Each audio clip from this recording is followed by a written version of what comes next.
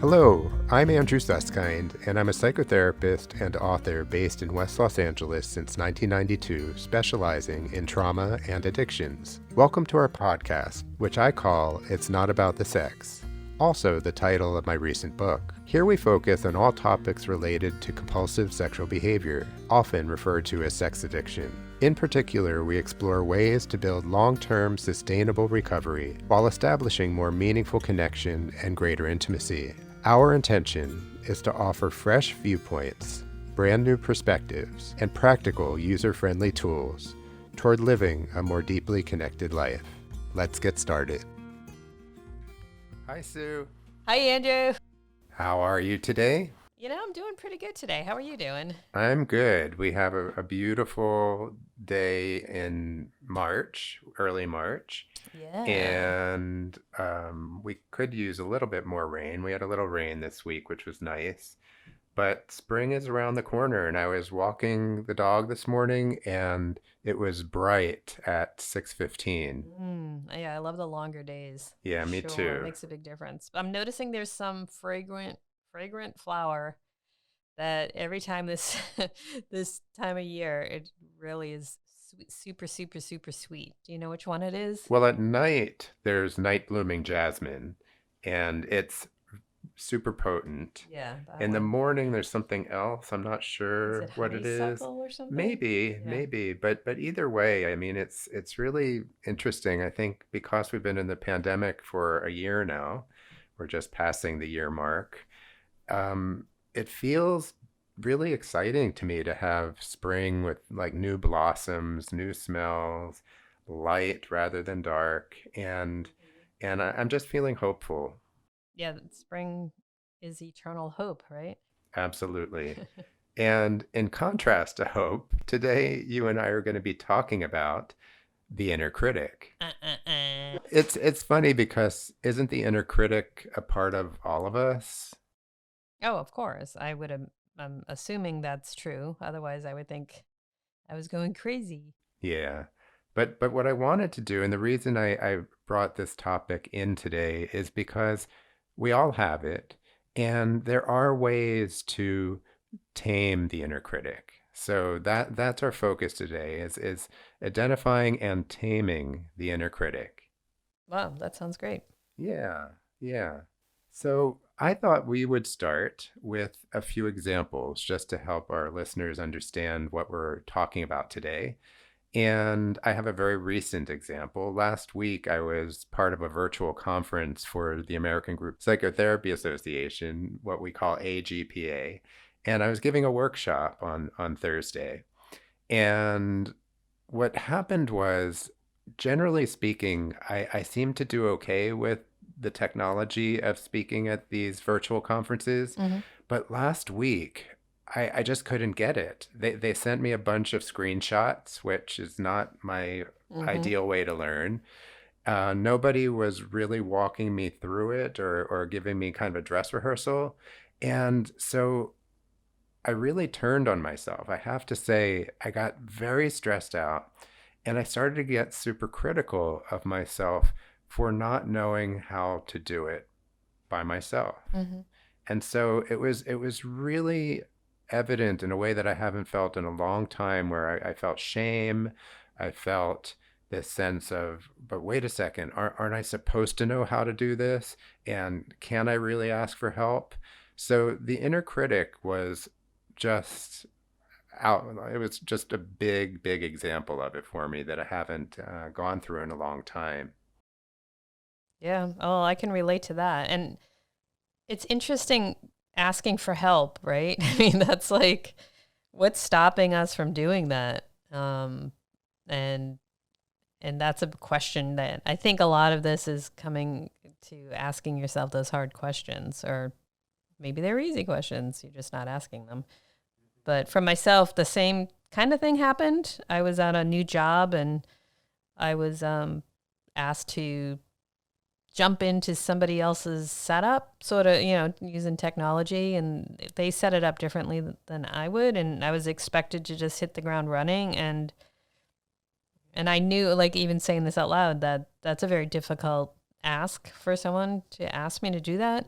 I was able to do it, but I didn't feel good about it. And the inner critic was saying, they're not going to ask you back. You didn't perform at the top-notch level that you should have, or what they expected you to do.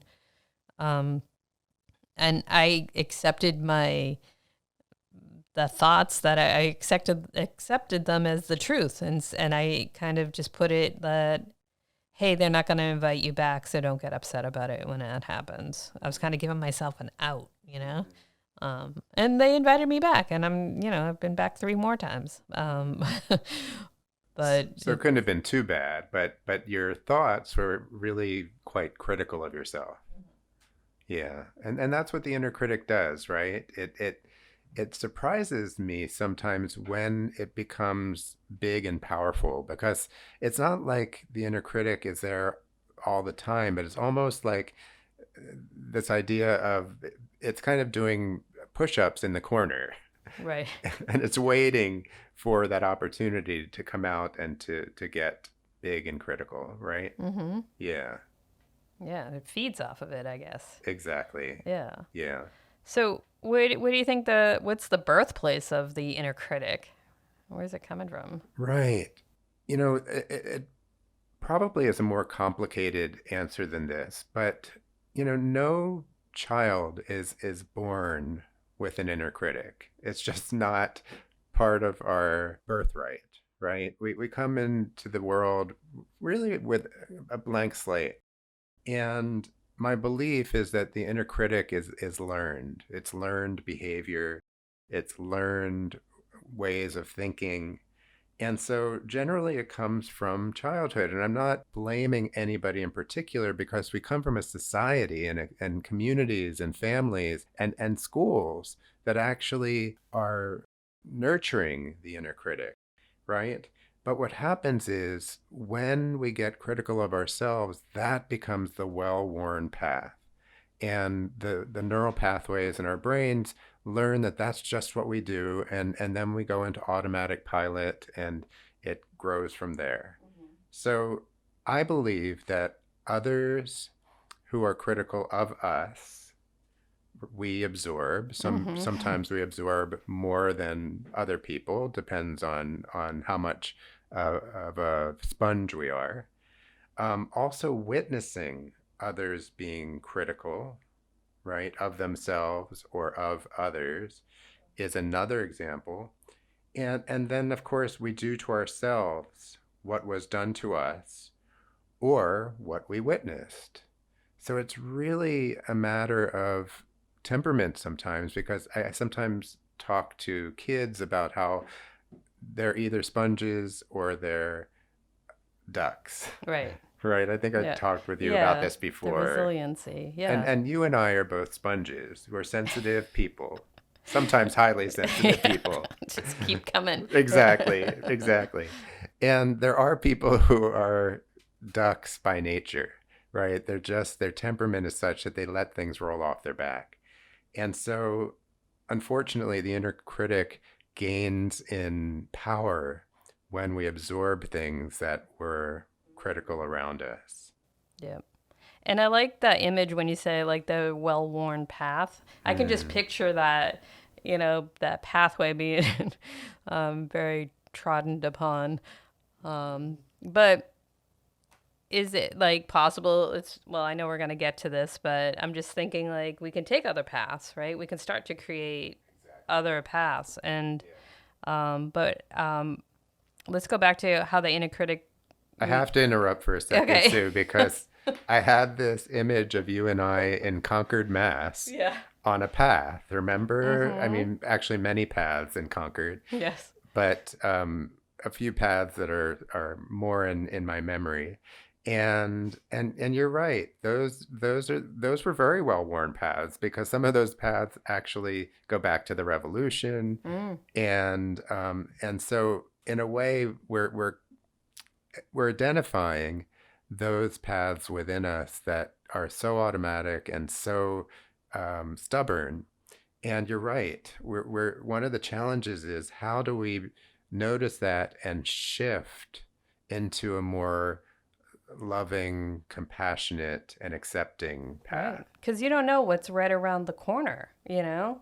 Right. Like, I mean, to continue on with that analogy of the actual path, you might have to jump over a wall, but it's a beautiful meadow you would never have seen, you know? And yeah, you could have got there eventually the other way, but maybe it's easier just to jump over that wall and get to there sooner. Right. So, And sometimes we can find that way to scale the wall on our own, or sometimes we need help to scale that wall. hmm Absolutely. But I think the first awareness piece is to notice when we're pouring salt in the wound, hmm because that's what we're talking about, is that automatic pilot that is so stubborn, so incessant that it becomes that over and over and over way of living in the world, which just creates that sometimes sense of hopelessness, or that sense of, well, this is just how it is. that self attack. Yeah, Yeah. but if it, there's an expression: if you're sick and tired of being sick and tired, or in this case, if you're sick and tired of being critical or self-critical, what are you willing to do different? And that's what we're going to be talking about as we continue our conversation. So, how's the inner critic related to shame and perfectionism?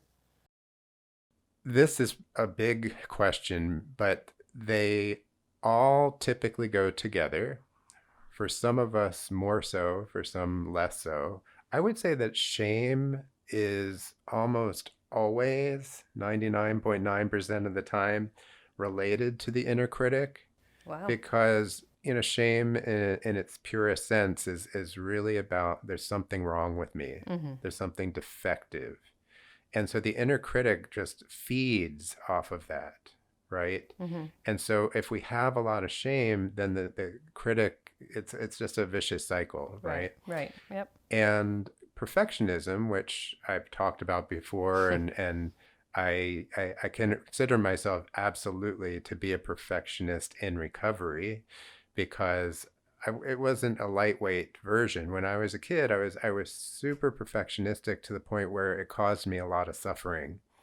And so perfectionism is also a friend to the inner critic, because like last week when I was running into my issues technologically with the conference, I the perfectionist said, Andrew, you're supposed to get this stuff. You're not a kid. You're not a, what's wrong with you, basically. And so that perfectionist said, I've got to do it perfectly, and the inner critic said, you're a screw up, basically. So So it's not really a friend though; it's just a pair. But they yeah, perfectionism will feed into the inner critic, give it more fuel, I guess. it does give it more fuel. And so we're not just talking about the inner critic today, we're talking about the roots of the inner critic. Yeah.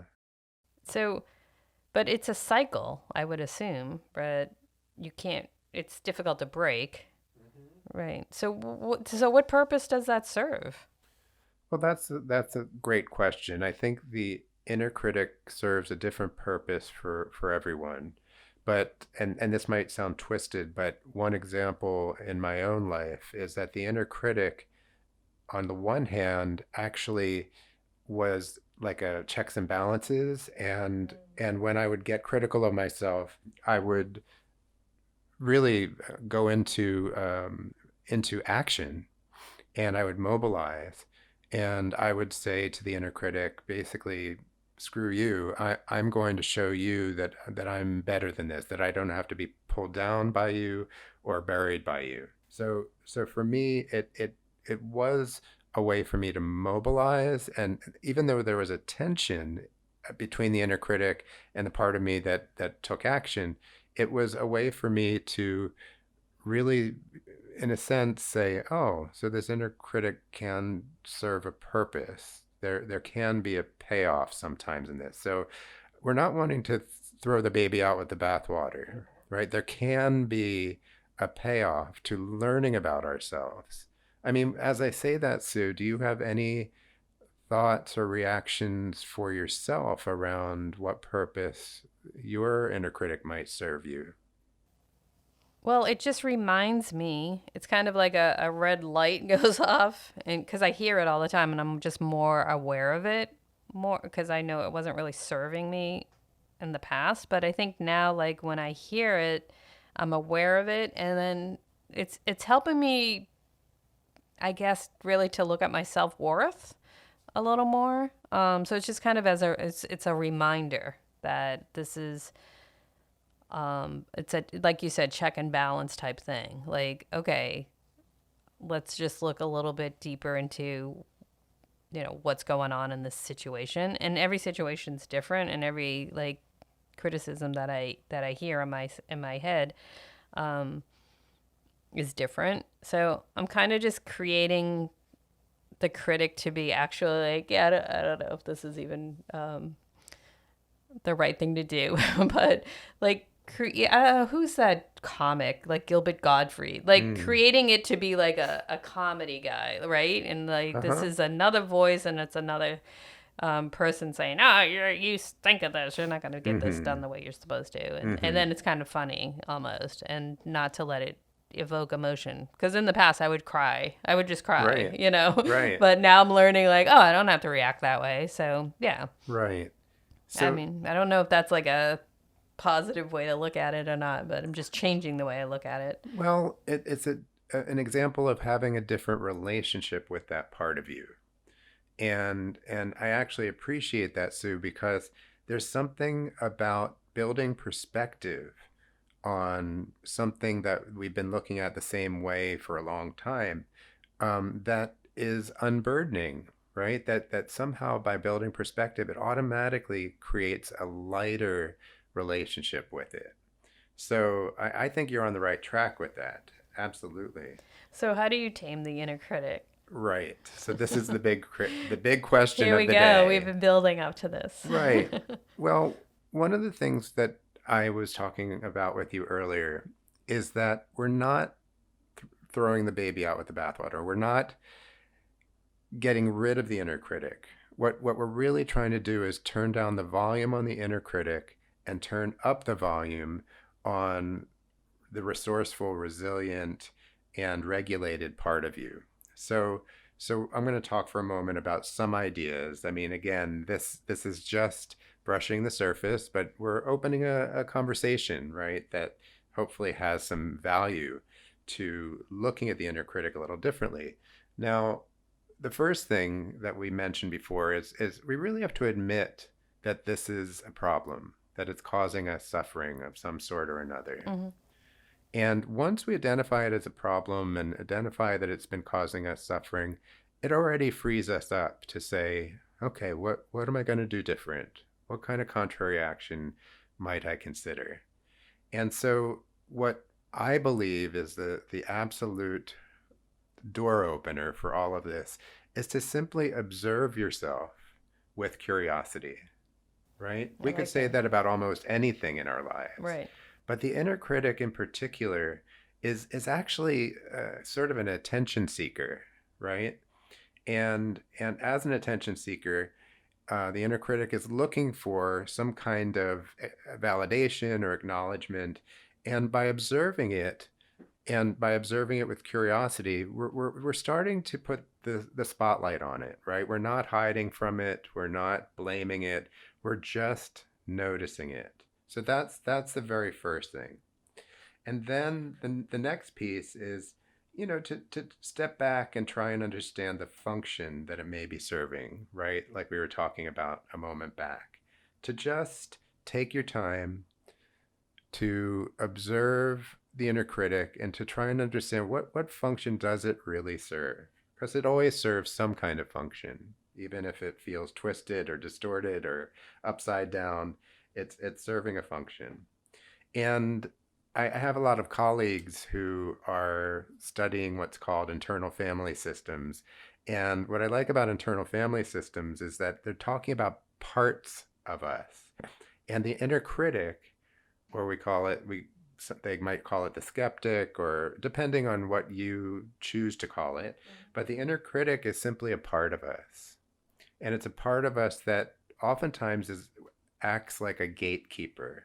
And what we mean by that is that the gatekeeper isn't going to let you do anything different or talk about this in any different way until there's buy-in from the inner critic. And this might sound kind of esoteric, but in a way, we're personifying the inner critic and saying, what do you really want? What is it that we can understand about you that would help us get what it is that you're serving and what it is that is important about what you're doing and what you're willing to let live side by side with you. Okay. So it's kind of like giving the inner critic respect and understanding it, but before it will allow for any additional healing opportunities. What is your take on that, Sue? How are you reacting to that? So, I mean, so I'm just kind of thinking through the process a little bit, and the gatekeeper. So when I studied hypnotherapy, we would talk about the gatekeeper between the consciousness and the subconsciousness, and allowing some things in and some things aren't coming out. So I'm just kind of thinking of it as that when you say gatekeeper, like, so it's kind of, I don't know, maybe just clarify that a little bit more. Like, is it allowing some things in, or is it like, can you just explain that a little bit? Right. I studied IFS for a very short period of time, so I'm Okay. certainly not a parts work expert. But the way I use the gatekeeper is almost like an image of kind of like the Wizard of Oz when they get to the Emerald City Mm-hmm. and they're knocking on the big door, and the gatekeeper comes, which is actually the Like the wizard. bouncer, I guess, right? Yeah, Yeah. exactly, the Yeah. bouncer, and they have to do certain things in order for entry, right? They're not going to be allowed in any further until they complete certain things. And so in the context of what we're talking about today, I think that the certain things are, can we respect? Well, can we identify when the inner critic is alive and getting in the way? Can we respect it and understand what its function is? And can we ask it for permission for being a part? Because it's not like it's going away, for being a part of the picture, but not being the predominant energy or this all powerful Oz in a sense, keeping people out, right? So in that example, there's so many other levels to each one of those characters. So, one of them doesn't have courage, and for him to decide, like, oh well, my issue is this. At the surface, it looks like that, but there's some deep healing that needs to go on, I would think, to be able to. I guess you're going to get to that, share your story about it, but how do you identify, you can identify, like, oh, this is my inner critic, this is what the purpose is, but what is it really? Like, underneath, there's got to be still something that you need to, resolve or understand and give permission to live with. But there's some healing, I think, that needs to go on before you can just live with it. For sure. Yeah. Yeah. And everybody has a different um, composite of history and feelings and pieces that grow into this inner critic. So I agree with you. It's not it's not a one size fits all for sure. But remember when we had Jen Davis with us as a Mm-hmm. guest, and Yep. she spoke with us about mindful self-compassion? Yes. I really see that as the primary therapeutic direction for the inner critic, Yeah, that's nice. right? Mm-hmm. So if the inner critic is the predominant energy, and I have lots of clients who come in to see me who are so automatically critical of themselves and don't even realize it, Right. right? It's so automatic and it's not even registering as critical for them. So what I often do is I slow them down until they can start to observe themselves and realize, oh, that was a critical statement. Oh, I'm beating myself up here. Oh, that's salt in the wound. That's Hmm. not not helpful, not healing. And so part of it, and this might be as far as some of our listeners or maybe you and I go today, is sometimes just catching the inner critic doing what the inner critic does. It's almost like a butterfly. Like a butterfly is going to kind of fly by us, and we have an opportunity to catch the butterfly, or it just goes on and does its thing. And I really want to look at the butterfly, right? I Hmm. really want to get to know it, Yeah. and that may be as much as anybody can do to get started, right? To Yeah. get to the Just door. awareness of it. Yeah. Yeah, yeah. Yeah. And so if people are able to notice it sooner and sooner, that's major. Uh-huh.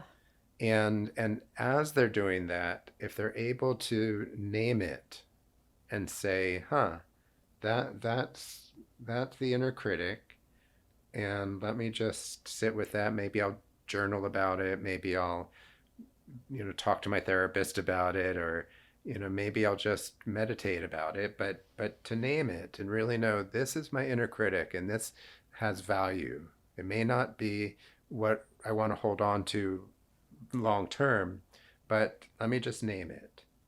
And then to start to explore what that story is around the inner critic. Hmm. I had certain things. Um, my dad was a little critical. He wasn't excessively critical, but he could be critical automatically because of his own background.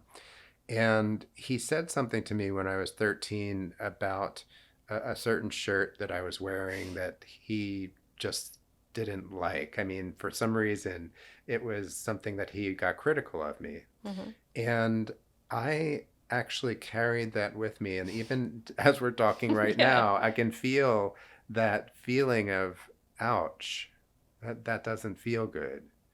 And I've done to myself for many, many decades what my dad inadvertently did to me, Hmm.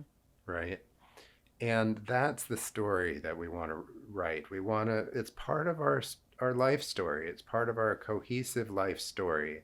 And our inner critic is part of that, but it doesn't have to dictate that, Yes. right? And then going back to mindful self-compassion, there's something really powerful about accepting ourselves fully for who we are, including, the good, the bad, and the ugly. And how can we move in the direction of self acceptance, self compassion, and possibly self love?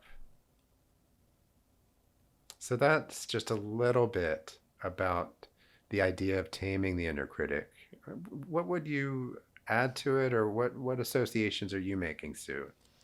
So I think that just hearing you talk and when you brought up your dad, a lot of the times I think through my growth I would go back and think of like my mom being super critical. She was very very critical, and kind of, I hate to say this the B word, but kind of would blame her for my inner critic and almost like named my inner critic like, oh, that's just my mom being critical and that's what's coming up again and again and again instead of really taking ownership of it. So um, even in my growth, I still feel like I still do blame her for that, which I need to obviously um, kind of take ownership of it a little bit more.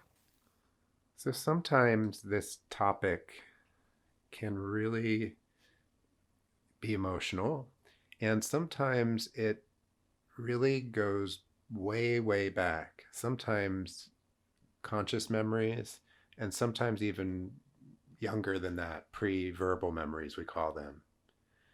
And I heard you talk about shame and blame a moment ago, Sue, and I just want to see if I'm on the right track with this. So at our time in life nowadays, we know that we don't want to shame and blame others. And we also know that we don't want to shame and blame ourselves. But I think what you're talking about is these are the tentacles of the inner critic. That the inner critic sometimes is looking for any excuse or any avenues to try and let out some of what's underneath, which oftentimes is either sadness or grief, or it could be shame or anger or all of the above, right? Mm-hmm. Yeah. Yeah. Yeah, there's definitely shame, that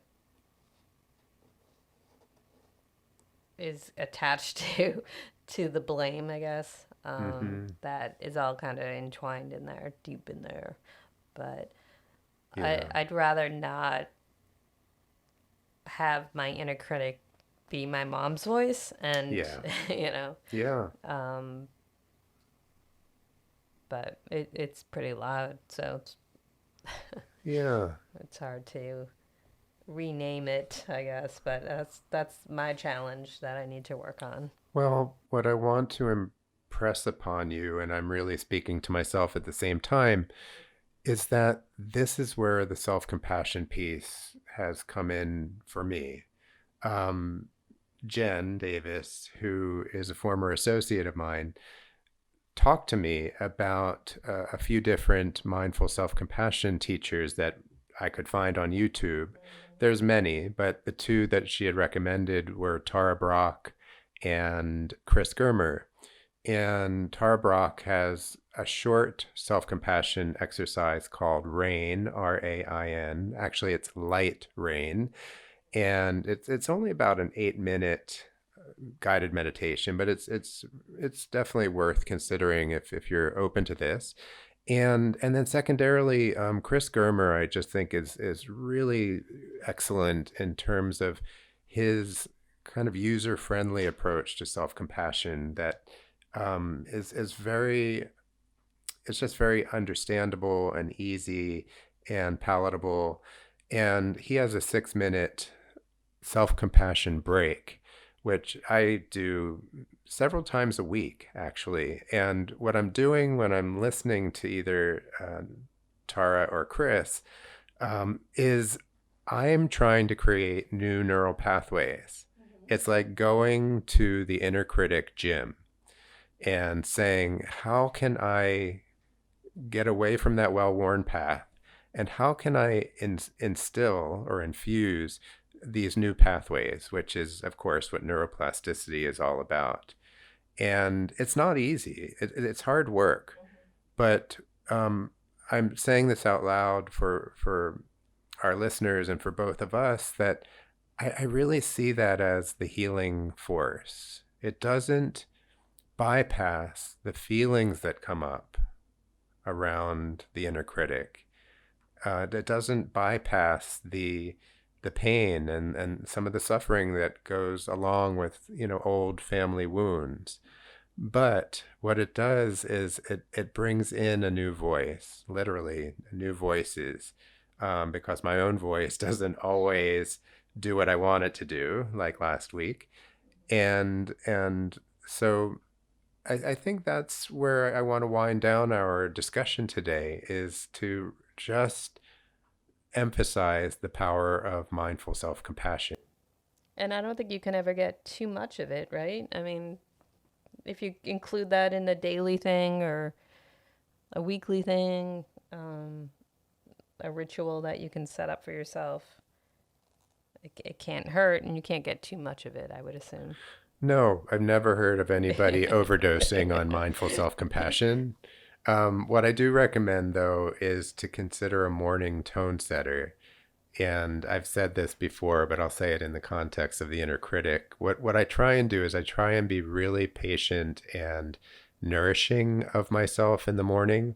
So when I get up, I have a particular morning prayer that I read, and then I go into usually one of the self-compassion guided meditations, or sometimes my own silent meditation for just 5 or 10 minutes. And then I do my stretching, which is I consider mindful stretching. And then I take the dog for a walk, and that's my morning tone setter. And it's not always perfect, but it's my way of telling myself that I really want to start my day with some kind of experience that is compassionate and that is a positive tone setter. It's a great time of the day to do that too before your brain starts to get activated with everything else that comes towards us. Exactly. Yeah, so it's nice to include that. I'm going to change around my morning. Thank you for that. Sure, sure. And sometimes it's a little trial and error to find what works for you, but I really encourage you to give that a go, and we can check in on each other around how that's working, especially around the inner critic. Sounds great. All right. Well, thank you, Sue. Always appreciate you being here. Thanks, Andrew. It's always a good exercise for my brain. All right. See you the next time. Thank you for listening today. It was wonderful sharing this time with my colleague and friend, Sue Merlino, and discussing this really significant topic that affects those affected by compulsive sexual behavior. Be sure to give us a 5-star rating on iTunes, or please share our podcast on Spotify. And if there are any topics you would like us to discuss in the future, just let us know. I look forward to you joining us on future podcasts, and thanks again for being with us today.